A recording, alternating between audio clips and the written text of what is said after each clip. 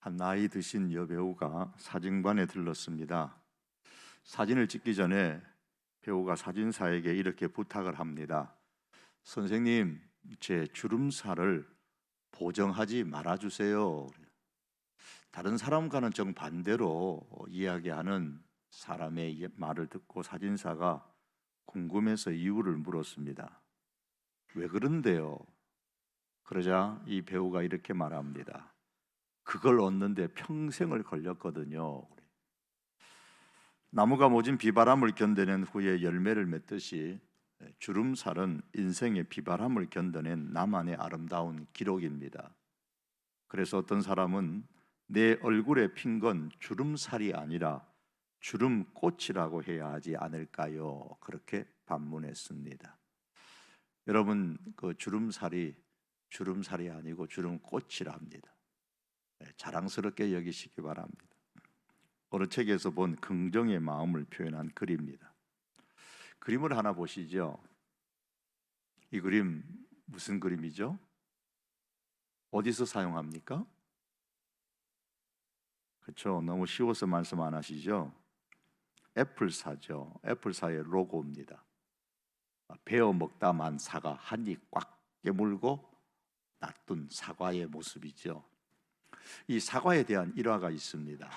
승승장구하면서 자기들의 아성까지 침범한 그 애플의 신기가 불편했던 상대 회사인 IBM이 한번 베어 먹은 사과 로고를 보고서 이렇게 말합니다. 애플은 썩은 사과다. 그렇게 빈정댔습니다. 그러자 이 애플을 만든 스티브 잡스가 이렇게 말합니다. 애플은 썩은 사과를 완전히 도려냈기 때문에 이제는 아주 깨끗하다라고 답변을 했습니다. 생각하기 나름입니다. 썩어서 베어낸 것인지 썩어서 베어내었으니 이제는 아주 깨끗하다 그렇게 생각하든지 생각하기 나름입니다. 그래서 긍정의 말이 나오고 긍정의 원리가 나오고 긍정의 심리학이 나오고 심지어 긍정의 신앙이 유행하기도 했습니다. 그러나 분명한 것은 이 긍정의 사고방식이 곧 믿음은 아닙니다. 하지만 믿음은 항상 긍정의 생각을 포함하고 있습니다. 오늘 이 시간에는 긍정의 믿음을 갖고 사십시다라는 주제로 강론하기를 원하는데 이 주제의 내용이 제목 사무엘 그 이름은 하나님 그 속에 담겨 있습니다. 본문에 보면 사람들이 하나님을 왕으로 여기지 않고 자기 생각에 옳은 대로 행하던 사사시대에 그 엘가라는 사람이 살았습니다. 그는 레위 지파 출신입니다. 1절입니다. 에브라임 산지 라마다임 소임의 에브라임 사람 엘가나라 하는 사람이 있었으니 그는 여로보암의 아들이요 엘리후의 손자요 도우의 증손이요 숲의 현손이더라. 1절에서 엘가나는 레위 지파 사람이다 그렇게 말하지 않고 에브라임 사람이라고 했습니다. 이것은 에브라임 지파의 사람이다라는 뜻이 아니고 에브라임 지역에 살고 있었기 때문에 에브라임 사람이라고 한 것입니다.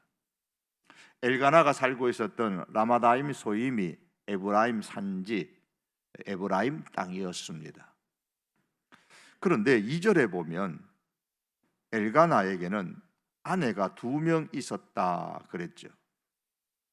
이 엘가나가 레위 지파의 사람인 것을 표현하는 것이 1절 끝에 나와요. 그는 여로암의 아들이요 엘리우스의 손자요 도우의 증손이요 숲의 현손이라 그랬는데 이 4명의 이름은 다시 역대상 6장에 가면 레위 지파의 그핫 자손의 사람들로 기록되어져 있습니다. 그래서 분명히 엘가나는 이 에브라임 산지에 사는 레위 지파 출신입니다. 그런데 2절에 가면 엘가나에게 아내가 2명 있었다 그랬습니다.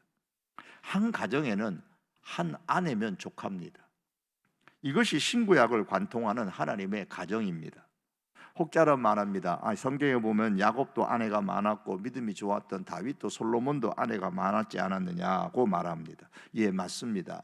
그들도 아내가 많았습니다. 하지만 이유가 어떻게 되었든 그게 정치적인 이유든 다른 이유든 간에 아내가 하나 이상인 것은 하나님의 가정 원리에서 어긋나는 행동이었습니다.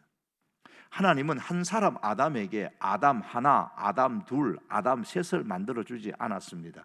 아담에게는 하와 한 사람뿐입니다. 시대가 변해도 이것은 변하지 않는 하나님의 가정의 원리입니다. 만일에 이 원리를 깨뜨리면 그 가정은 전쟁터로 변하고 맙니다. 엘가나의 가정 역시 그랬습니다. 그에게 있는 두 아내로 말미암아 그 가정은 전쟁터로 변하고 말았습니다. 엘가나가 레위 지파 출신의 그런대로 족보 있는 대단한 집안이었지만 그것이 가정의 전쟁을 멈추지는 못했습니다. 그리고 3절에서 5절에 보시면 엘가나는 나름대로 온 가족들의 경건을 지키기 위해서 의무사항을 넘어서서 자원하여 개인적으로 온 가족들을 데리고 성막이 있는 실로에 가서 매 해마다 제사를 드리곤 했습니다. 하지만 이러한 그의 경건의 노력도 가정의 전쟁을 멈추지는 못했습니다. 또한 첫째 아내로 보이는 한나에게 특별한 사랑을 베풀고 위로를 아끼지 않았습니다. 5절에 보시면 한나에게는 갑절을 주니 이는 그를 사랑함이나 브릿나에게는 분깃만 주고 브릿나의 자식들에게도 한 분깃만 줬는데 한나에게만은 갑절로 주며 사랑한다고 고백합니다. 그리고 8절 하반절에 보면 내가 그대에게 10아들보다 낫지 아니하냐, 이런 저런 말과 행동으로도 두 아내를 둠으로 인한 가정의 전쟁을 멈추지는 못했습니다. 사무엘서 성경이 처음부터 두 아내를 두었던 그로 인하여 가정을 전쟁터로 만드는 이 엘가나를 소개하고 있는 이유는 엘가나가 살던 그 시대의 이스라엘 백성의 부패와 타락한 영적인 현상을 고발하고 싶은 것입니다. 이스라엘 나라 마찬가지입니다. 이스라엘은 제사장이 중심인 그런 나라입니다. 따라서 제사장이 바로 서야 나라가 바로 서는 그런 구조를 가진 나라입니다. 그런데 이때의 제사장은 3절 하반절에 보면 엘리와 그의 두 아들인 홈니와 비누하스인데 이들은 모두 한결같이 부패하고 타락했습니다. 사무엘상 2장 12절에서 17절의 말씀에 보면 홈니와 비누하스는 행실이 아주 나빠서 이전의 번역 성경에 보면 불량자라 그랬습니다. 깡패 같은 사람이었습니다. 하나님께 드리는 제물을 자기 마음대로 먼저 빼돌리기도 하고 또 심지어는 성막을 섬기는 여인들의 성추행을 범하는 아주 나쁜 그러한 제사장들이었습니다. 엘리 제사장 역시도 그러한 그 자기 아들들을 하나님보다 더 사랑한 사람이었고 성경은 이런 엘리를 죄악의 사람이라고 말합니다.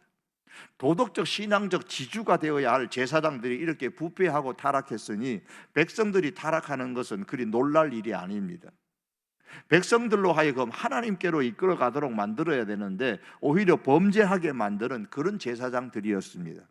그래서 사사기 마지막 말씀처럼 이스라엘 백성들은 그들의 진정한 왕이신 하나님을 버리고 자기 자신의 소견에 옳은 대로 행동하였고 그 결과 신앙적으로 도덕적으로 부패와 타락함이 일상이 되고 말았습니다. 이러한 부패와 타락의 결과로 나타난 현상이 뭐냐? 그것은 하나님의 말씀이 끊어지는 것이었습니다. 3장 1절 하반절에 보면 여호와의 말씀이 희귀하여 이상이 흔히 보이지 않았더라 그랬어요. 말씀이 내 귀에 잘 들리지 않는다는 것, 말씀을 듣는데도 말씀이 그냥 스쳐가 버리고 내 마음에 들어오지 않는다면 그것은 불행의 한 전조이기도 합니다. 백성에게 임해야 할 하나님의 말씀이 끊어져 버렸습니다. 이 말씀은 영적인 환경이 매우 악화되었다라는 말이기도 합니다. 영적인 환경이 극히 악화됨으로 말미암아 하나님의 말씀이 더 이상 나타나지 않고 그 대신에 하나님의 심판의 한 현상이 나타났는데 그것이 바로 한나의 불임입니다. 오늘 2절 끝에 말씀해 보니까 한나에게는 자식이 없었더라고 말씀합니다. 하나님의 사람인 한나의 불임은 곧 하나님의 나라인 이스라엘의 불행을 상징적으로 보여주는 것입니다.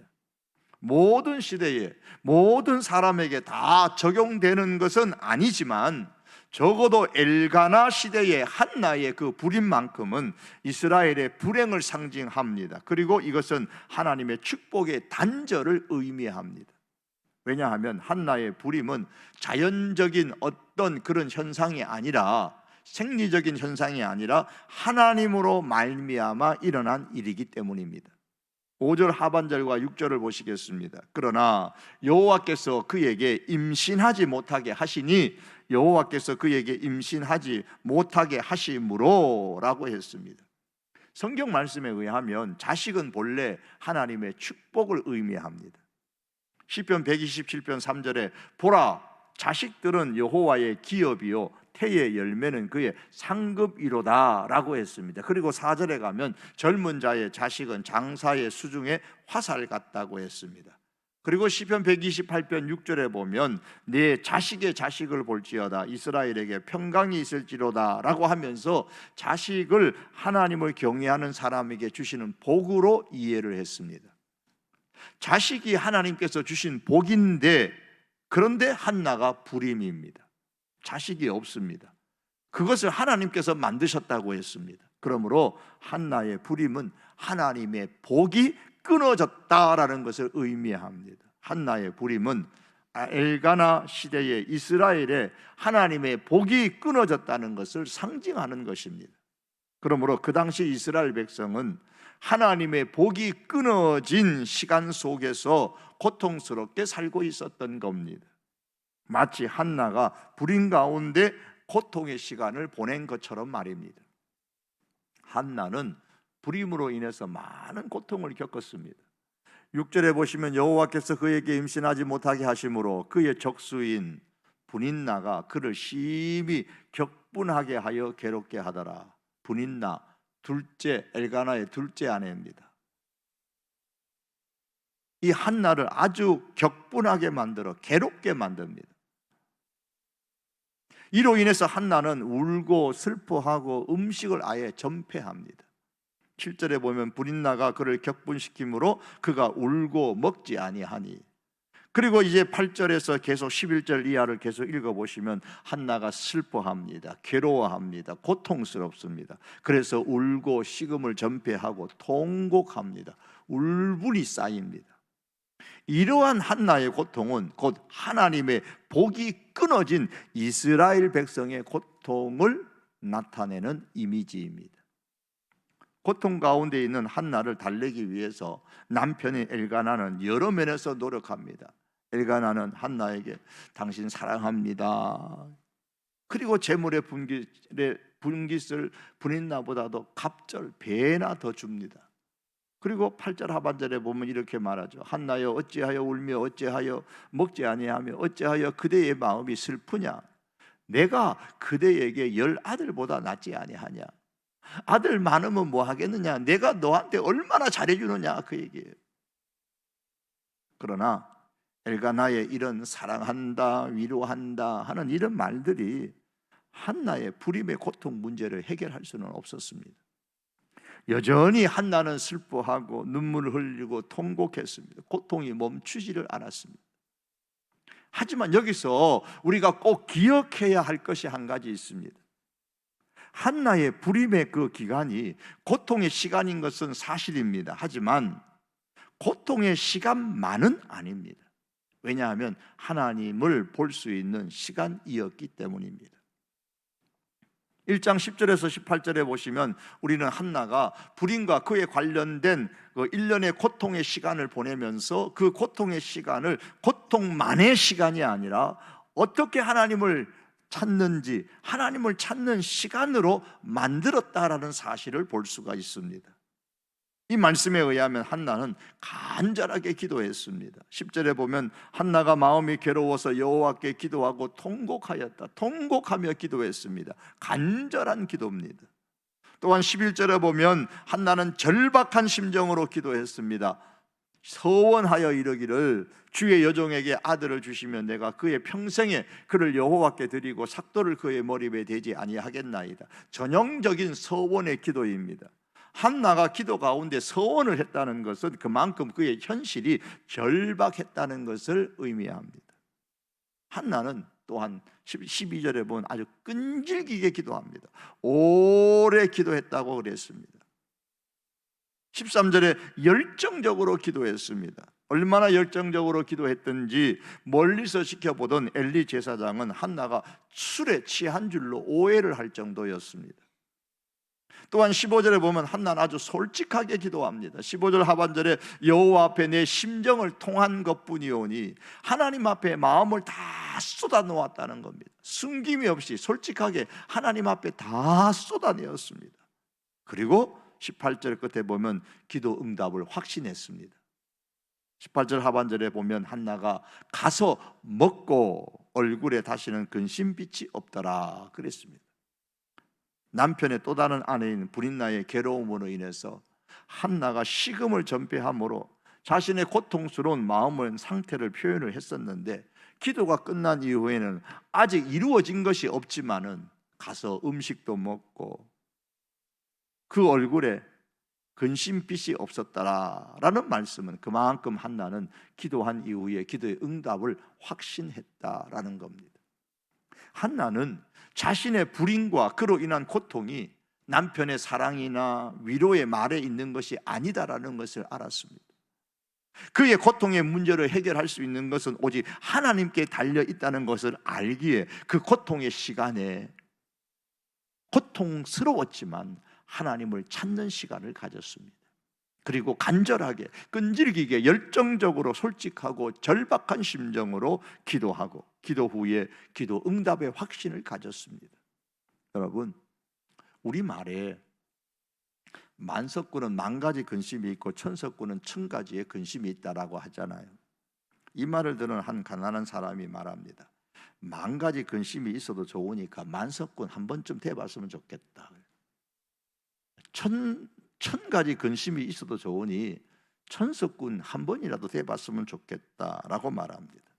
가난에 얼마나 한이 맺혔으면 그런 말을 하시겠습니까? 그만큼 고통이 깊고 고통의 시간이 길었다라는 말이겠죠.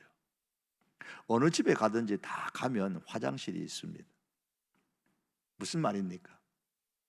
어떤 집이든 어떤 집안이든 냄새나고 골치 아픈 일 하나씩은 다 있기 마련입니다. 멀쩡해 보이는 것 같지만 그 나름대로 가슴앓이 하는 일들이 가정마다 있다는 겁니다. 가정마다, 사람마다 우리를 가슴 앓게 만드는 그 고통의 시간들이 있습니다. 하지만 우리가 알아야 할 것이 있는데, 이 고통의 시간은 고통의 시간만이 아니라 하나님을 찾을 수 있는 시간입니다. 성경은 말씀합니다. 우리를 치러 오는 이 큰 무리를 우리가 대적할 능력이 없고 어떻게 할 줄도 알지 못하고 오직 주만 바라보나이다. 여호사밧 왕의 기도입니다. 대적이 전쟁을 일으켜서 공격을 해오는데 왕으로서 군사들을 이끌고 나가서 그 적을 대적할 수 있는 힘이 없습니다. 능력이 없습니다. 어떻게 해야 할 줄 모릅니다. 고통의 현장이고 고통의 시간들입니다. 이때 여호사밧이 한 행동은 오직 주만 바라보며 기도하는 시간을 만든 것이었습니다. 사무엘서를 시작하면서 한나의 불임처럼 하나님의 축복이 끊어진 깊은 고통의 시대를 살고 있는 그 이스라엘 백성들을 향하여서 하나님은 이렇게 묻고 있습니다. 너희가 이 고통의 시간을 어떻게 지내고 있느냐? 이 사무엘서의 말씀을 통하여 하나님께서는 오늘 우리들을 향하여서도 질문하십니다. 너희가 이 고통의 시간을 어떻게 지내고 있느냐? 이 고통의 시간을 고통에만 함몰되어져서 힘들어하지 말고 하나님을 찾는 시간으로 만들어 하나님을 구하라. 간절하게, 끈질기게, 열정적으로, 솔직하고 절박한 심정으로 구하라. 그리고 기도한 후에 기도의 응답의 확신을 가지라 말씀하십니다. 한나가 고통의 시간을 고통의 시간으로만 삼지 않고 하나님을 찾아 구하는 시간을 삼았을 때에 하나님은 그녀에게 사무엘을 허락해 주셨습니다. 19절 하반절과 20절입니다. 엘가나가 그의 아내 한나와 동침하며 여호와께서 그를 생각하신지라. 한나가 임신하고 때가 이르매 아들을 낳아 사무엘이라 이름하였으니 이는 내가 여호와께 그를 구하였다 함이더라. 사무엘상 1장 27절 보면 이 아이를 위하여 내가 기도하였더니 내가 구하여 기도한 바를 여호와께서 내게 허락하신지라. 하나님께서 사무엘을 한나에게 주셨고 한나도 그것을 확신했습니다. 사무엘이라는 이름은 히브리어로 슈무엘이라 그러는데, 이 슈무엘은 슈무와 엘의 합성어입니다. 이 슈무라는 말은 혹은 슈무 그러는데 이름이라는 뜻이고, 엘은 하나님을 의미합니다. 즉 하나님의 이름, 그 이름은 하나님이라는 그런 뜻이 사무엘입니다. 아들을 낳았는데 사무엘이라고 했어요. 왜 사무엘이라고 했느냐? 내가 하나님께 구하여 얻었기 때문에 사무엘이라고 이름 지었다라고 오늘 성경이 말씀합니다. 즉 한나는 그 고통의 시간에 고통으로 그냥 괴로워하고 통곡하고 눈물 흘리고 음식을 전폐하고 그런 고통의 시간만을 가진 것이 아니라 하나님의 이름을 구하는 시간을 만들었습니다. 그 고통의 시간에 그 이름이 하나님이신 분을 찾아서 구하였습니다. 그 결과 사무엘을 얻었습니다. 한나의 불임이 하나님의 복이 끊어진 이스라엘의 현실을 보여주는 것이라면, 한나가 낳은 그 사무엘은 하나님의 복이 다시 연결되어 회복된 이스라엘의 현실을 보여주는 것입니다. 이 한나가 살던 그 시대, 엘가나가 살던 그 시대는 사사시대의 마지막 때입니다. 제각기 자기가 좋은 대로 행동하던 그 시대, 그래서 하나님의 말씀이 끊어진 그 시대, 불행한 시대, 그 불행한 시대, 눈물과 울분이 끊어지지 않는 그 고통의 시대를 마감하고 새로운 희망의 시대를 갖도록 해준 것이 바로 그 연결이 누구냐? 바로 사무엘입니다. 그 사무엘을 어떻게 얻었다고요? 하나님의 이름을 구하는 시간을 만드는 데서부터 시작되어졌습니다. 그러므로 여러분, 나만의 힘든 고통의 시간을 보낸다고 할지라도 고통스러운 그 현실에만 빠져서 지내지 말고 그 시간을 눈을 들어 하나님을 찾고 구하는 시간으로 만드시기를 바랍니다. 그래서 하나님을 보는 눈이 뜨이고 하나님을 깨닫는 시간이 많아질 수 있기를 바랍니다. 여러분, 어떤 사람이 가장 못난 사람일까요? 제가 볼 때는 환경 탓만 하고 가정 탓만 하는 사람입니다. 부모님이 못나서 내가 이렇게 못난 사람이 되었다고 탄식합니다. 환경이 내게 좋지 못해서 실패했다고 생각합니다. 조상이 못났으면 어떻게 하면 될까요? 내가 잘나면 됩니다. 조상이 못났으니 내가 잘나면 됩니다. 부모님이 우상을 섬겼으면 내가 한나가 되어서 하나님을 전심으로 찾으면 됩니다. 환경이 신앙생활에게 문제투성이라도 내가 한나가 되어져서 문제투성이인 내 환경을 부둥켜 안고 하나님을 찾는 시간을 만들면 됩니다. 내가 한나가 되어 전심으로 하나님을 찾으면 하나님은 우리에게 사무엘을 주시고 사무엘 시대를 열어서 끊어진 복을 회복시켜 축복의 시대를 우리 앞에 열어주십니다. 그러므로 여러분, 결국 내가 문제입니다. 환경 탓할 것 없습니다. 부모님, 조상 탓할 것도 없습니다. 나부터 철저하게 하나님을 찾는 시간을 만들겠습니다. 나부터 전심으로 하나님께 구하겠습니다. 이렇게 결심하고 시작하시기를 바랍니다. 그러면 하나님께서 오늘의 우리들에게도 꼭 우리에게 맞는 우리의 사무엘을 보내주십니다. 말씀을 맺기를 원합니다. 사랑하는 성도 여러분, 누구에게나 있는 고통의 시간입니다. 그리고 고통의 시간이 힘든 것도 사실입니다. 코로나19를 이제 끝났다 끝날 것이라고 하지만 여전히 힘든 분들은 환경은 바뀌어지지 않습니다. 그대로 지금 가고 있습니다. 이 고통의 시간을 고통의 시간만으로만 보내지 마시기를 바랍니다. 이 고통의 시간을 하나님을 찾는 시간으로 만들어 기도하되 간절하게, 끈질기게, 열정적으로, 솔직하게, 절박한 심정으로 기도하고 그리고 기도 응답의 확신을 갖기를 바랍니다. 이를 통해서 우리의 삶에도 오늘의 사무엘, 즉 끊어진 하나님의 복을 다시 회복시켜 보내주시는 그런 하나님의 은총이 있기를 주님의 이름으로 축복합니다. 기도하시겠습니다.